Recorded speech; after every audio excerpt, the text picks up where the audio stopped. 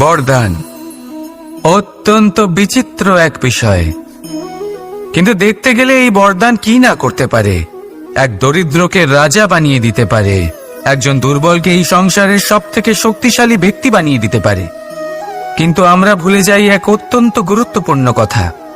বরদান এই শব্দের শেষে দান লুকিয়ে রয়েছে। এই দান কথাটা অত্যন্ত গুরুত্বপূর্ণ। আমাদের মনে রাখা উচিত এই বরদান আমরা দানে পেয়েছি, আর তাই তার সম্মান করা উচিত, কখনোই অহংকার করা নয়। আর যে ব্যক্তি বরদান পেয়ে অহংকার করেন তার যা ক্ষতি হয় তা হলো এই বরদান তার থেকে কেড়ে নেওয়া হয়। বর অর্থাৎ শ্রেষ্ঠ, অর্থাৎ বরদানের অর্থ হলো একটা শ্রেষ্ঠ দান, এবং তার ব্যবহার যদি আপনি কারোর ক্ষতি করার জন্য করেন তাহলে ক্ষতি শুধুই আপনার হবে।